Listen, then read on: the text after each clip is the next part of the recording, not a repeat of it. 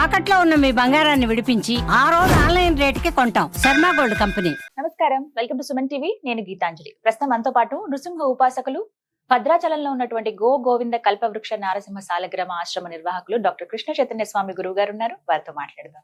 గురుగారు నమస్కారం అండి. నమస్కారం అమ్మా. 29వ తారీఖు మార్చి షష్టగ్రహ కూటమి, అలాగే అమావాస్య, పాల్గొన అమావాస్య. మామూలుగానే ఆశ్రమంలో అమావాస్య రోజు వివిధ రకాల పూజలు చేస్తారండి, తెలిసిన విషయం. హోమాలు నిర్వహిస్తారు. ప్రత్యేకించి ఈసారి ప్రత్యేకత ఏంటి? ఎందుకంటే షష్టగ్రహ కూటమి అనగానే అందరూ భయపడుతున్నారండి. ఏదో జరుగుతుంది, అనర్థం, మనం తట్టుకోలేము, తర్వాత ఆ పరిణామాలు రాజులందరిపైన ఉంటుంది, అందులోనూ ఉగాది తర్వాత రోజు అని చెప్పి ఇలా రకరకాలుగా వింటూ ఉన్నాం.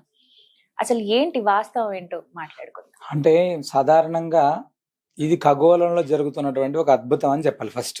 అంటే మనం చాలా మంది ఖగోళంలో జరిగేటువంటి అన్నిటివి కూడా మనకు ఆపాదించుకోవద్దు.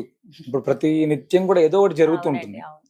అలాంటివన్నీ కూడా ప్రతి దానికి కూడా అంటే సాధారణంగా రాజులకు, అంటే దేశాధినేతలకు సంబంధించినటువంటిది, అంటే ఒక దేశానికి సంబంధించినటువంటిది, దీనికి సంబంధించిందిగా కూడా దీని యొక్క ప్రభావం ఉంటుంది తప్ప ప్రతి ఒక్కరికి కూడా దాని ఇంపాక్ట్ ఏమవుతుందంటే, అంటే ఈ రాశి వాళ్ళకి ఇలా అయిపోతుంది, చాలా ఎక్కువ ఎఫెక్ట్ అవుతుంది అనేటువంటిది కాకుండా, షష్టగ్రహ కూటమి అనేటువంటిది మనం ఈ మధ్యకాలంలో 2019లో కరోనా వైరస్ వచ్చిన సమయంలో కూడా షష్టగ్రహ కూటమి ఉంది, దాని ద్వారానే ఇలా జరుగుతుంది అనేటువంటి.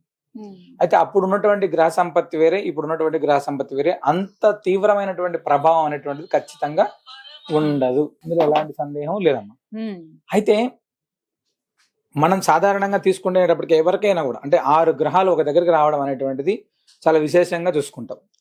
సరే, 6 గ్రహాలు ఎన్ని రోజులు ఒక దగ్గర ఉంటున్నాయి అనేటువంటి తీసుకుంటే కేవలం ఒక్క రోజు మాత్రమే ఉంటుంది.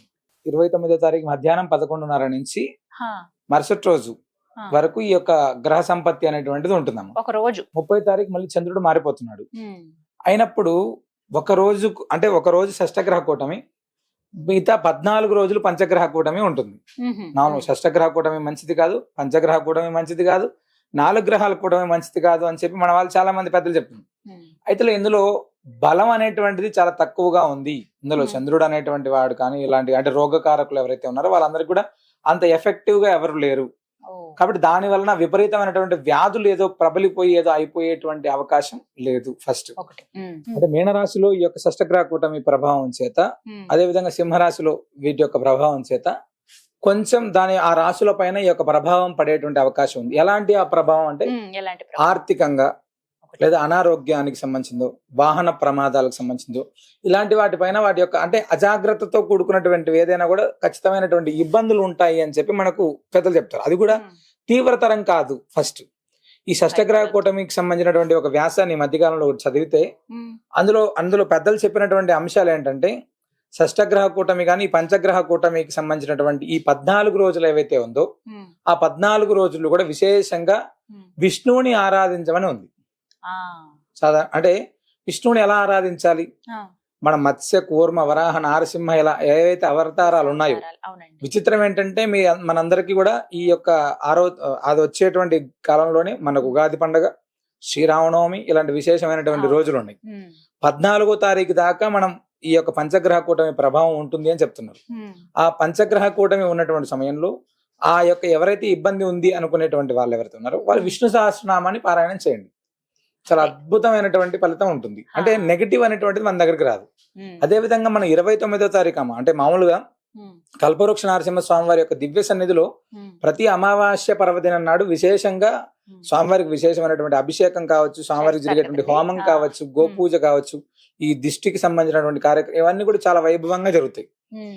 ఈ షష్టగ్రహ కూటమి అనేటువంటిది ఏదైతే ఉందో ఆనాడు మనం ఖచ్చితంగా ఈ యొక్క షష్టగ్రహ కూటమి అంటే ఈ యొక్క ప్రభావం అనేటువంటిది ఏ రాశులు, 12 రాశుల్లో ఎవరికి కూడా ఉండకూడదు. 12 రాశుల్లో ఉండేటువంటి ప్రతి ఒక్కరికి ఒకరికి మంచి ఫలితం ఉంటుంది, ఒకరికి చెడు ఫలితం ఉంటుంది అనేటువంటిది ఏదైతే ఉందో ఎవరికి కూడా అంటే శుభాశుభ ఫలితాలు అనేటువంటివి మిశ్రమంగా ఉండి అందరికీ మంచి జరగాలి అనేటువంటి సంకల్పంతో ఈ విష్ణు సహస్రనామానికి సంబంధించినటువంటి సంపుటీకరణంగా ప్రత్యేకంగా నారసింహ హోమం చేస్తున్నాం. విష్ణు సహస్రనామంతో సంపుటీకరణం చేసి నృసింహ హోమం 29వ తారీఖు చాలా విశేషంగా మనం చేస్తున్నాం.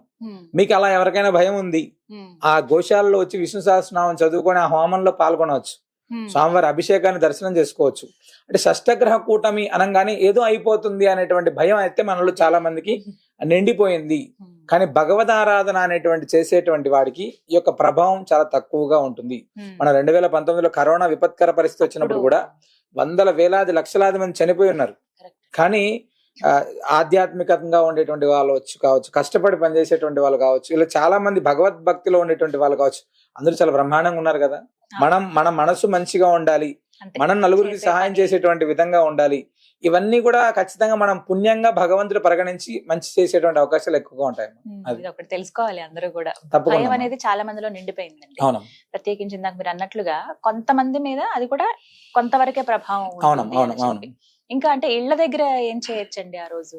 అంటే సాధారణంగా అమావాస్య ఆ రోజు గ్రహణం కూడా ఉందని అంటున్నారండి. అసలు గ్రహణం అంటే మన దేశంలో ఎలాంటి గ్రహణం లేదమ్మా, బయట దేశాల్లో గ్రహణం ఉంది. అంటే ఏ దేశంలో ఉన్నా మనకు వర్తిస్తుంది అనేటువంటిది అబద్ధం. ఎందుకంటే మన దేశంలో లేనటువంటి గ్రహణానికి మనం నియమం పాటించక్కర్లేదు. ఎందుకు ఉదయం కావచ్చు, సాయంత్రం కావచ్చు, ఇలా రెండు ఉన్నాయి కాబట్టి. కానీ అదే సమయంలో ఉంది కాబట్టి దాని యొక్క ప్రభావం ఇంకా అధికంగా ఉంటుంది అనేటువంటి దాన్ని మనం పెద్దలు చెప్పేటువంటి దాంట్లో. కానీ ఆధ్యాత్మికతలో ప్రతి ఒక్క దానికి ఖచ్చితంగా సొల్యూషన్ ఉంటుంది. భగవంతుడు అనేటువంటి వాడు ఒక మంచి ఒక చెడు వ్యవహారాలు చూస్తున్నప్పుడు మంచి మార్గాన్ని అనుసరించడానికి 100 రకాలైనటువంటి మార్గాలను ఇస్తుంటారు. మనకి పెద్దలందరూ కూడా ఎన్నో రకాల పరిహారాలు చెప్పారు, ఎన్నో రకాల పూజలు చెప్పారు, స్తోత్రాలు చెప్పారు. వీటన్నిటిని మనం శ్రద్ధగా చేసుకునేటువంటి ఉంటే అద్భుతం ఫస్ట్.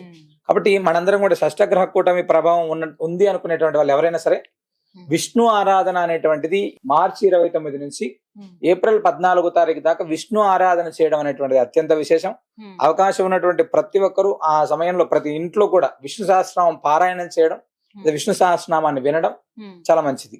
కల్పవృక్ష నరసింహ స్వామి వారి సన్నిధిలో ఈ యొక్క షష్టగ్రహ కూటమి అనేటువంటి ఈ యొక్క రోజున ప్రత్యేకమైనటువంటి విష్ణు సహస్రనామ సంపుటీకరణంగా నారసింహ హోమం చేస్తున్నాం. అదే విధంగా మనం ధన్వంతరి, ఆయుష్య హోమం, మహాలక్ష్మి ఇవన్నీ కూడా ప్రతిసారి ఉంటాయి. దాంతో పాటుగా నవగ్రహ సంపుటీకరణ హోమం కూడా మనం చేస్తున్నాం. అవకాశం ఉన్నటువంటి వాళ్ళు ఎవరైనా కూడా మాకు ఇబ్బంది ఉంది అనుకునేటువంటి వాళ్ళు స్వామివారిని దర్శించుకోవచ్చు, హోమంలో పాల్గొనవచ్చు అమావాస్య రోజు జరిగేటువంటి దాంట్లో. అదేవిధంగా దృష్టి అంటే మనకు నరదృష్టికి నల్లరాయి కూడా పగిలిపోతుందని మన పెద్దలు చెప్తుంటారు. అలాంటి దృష్టి దోషాల ప్రభావంతో చాలా కుటుంబాలు ఇబ్బంది పడుతున్నాయి అనేటువంటి దాంతో మనం ప్రతి అమావాస్య పర్వదినంలో ప్రత్యేకంగా దృష్టి సుదర్శన మంత్రాత్మకంగా ఒక కార్యక్రమం చేస్తున్నాం. చాలా బాగుంది, చాలా బ్రహ్మాండంగా ఉంది అని చాలా మంది చెప్తున్నారు. ఎవరైనా మీరు ఇబ్బంది పడుతున్నటువంటి వాళ్ళు ఎవరైనా ఉంటే తప్పకుండా రండి. స్వామివారి సన్నిధిలో అమావాస్య పర్వదినంలో హోమంలో పాల్గొనండి. అద్భుతమైనటువంటి ఫలితాన్ని మనం చూడొచ్చమ్మా. ఆ రోజు డైరెక్ట్ గా వచ్చి పాల్గొనొచ్చండి. ఫోన్ నెంబర్ ఇస్తే కాల్ చేసి వివరాలు కనుక్కోవచ్చు. ప్రత్యక్షంగా పాల్గొనడం, స్వామివారి అభిషేకం హోమంలో పాల్గొనడం అంటే తప్పకుండా సంప్రదించి వస్తే మంచిదమ్మా. స్వామి ధైర్యానికి ప్రతీక. అవునమ్మా. అంటే నృసింహుడు అంటే మృత్యువుకు కూడా మృత్యువు. అలాంటి భగవంతుని మనం ప్రార్థన చేస్తే ఇప్పుడు 11 గంటల సమయానికి ప్రారంభం అవుతుంది షష్టగ్రహ కూటమి. ఆ సమయంలో స్వామివారి సన్నిధిలోనే మనం ఉంటే ఉదయం అద్భుతంగా ఉంటుంది కదా. స్వామి సన్నిధిలోనే మనం పారాయణం చేసుకోవడం, స్వామి సన్నిధిని గడిపితే ఆ ప్రభావాన్ని మన దగ్గరికి కూడా రానియాడు ఆయన భగవంతుడు. చాలా చక్కగా వివరించారండి. ఒక ధైర్యం అయితే వచ్చింది. ధన్యవాదాలు గురుగారు. నమస్కారం.